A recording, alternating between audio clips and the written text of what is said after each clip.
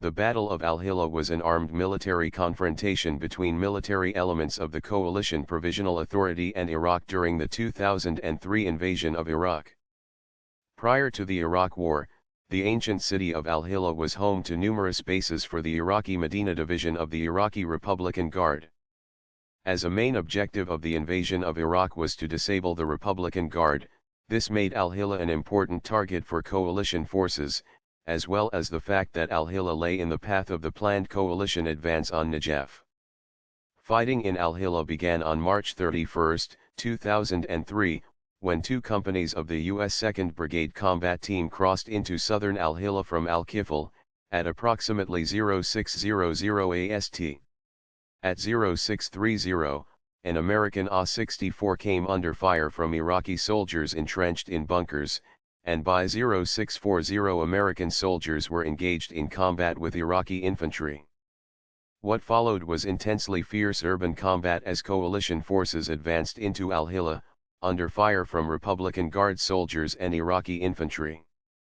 After nearly 15 minutes of intense gun battle, U.S. ground units halted near the campus of Babylon Community College, where they exchanged small arms and artillery fire with two entrenched Republican Guard infantry battalions, two artillery batteries, and extensive air defense systems. For 5 hours, coalition forces were engaged in close combat fighting, at times so fierce that the American M1 Abrams tanks couldn't aim their machine guns low enough to engage Iraqi troops. As fighting raged, Apache helicopters conducted numerous attack runs and fire missions on Iraqi defenses until all their weaponry and nearly all their fuel had been expended. 8 Apaches returned to their base damaged, with repair teams reported to have been pulling unexploded RPGs out of the skins of the helicopters. Many pilots had been injured, and one seriously injured pilot later received a Purple Heart for wounds he sustained during the battle. At 1730 hours AST, U.S. Colonel Joseph Anderson ordered coalition forces to withdraw.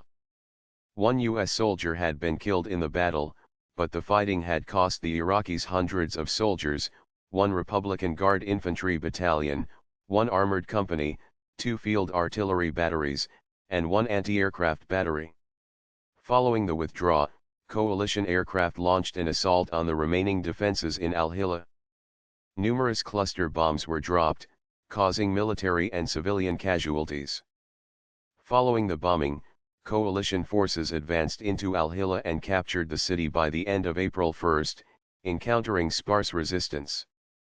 With Al-Hillah captured, coalition forces were clear to advance towards Najaf. Small pockets of resistance, composed mostly of Iraqi irregulars, continued to hold out in Al-Hillah until April 11, but nearly all Iraqi military resistance in the city had been annihilated and the Republican Guard no longer posed a serious threat to coalition forces.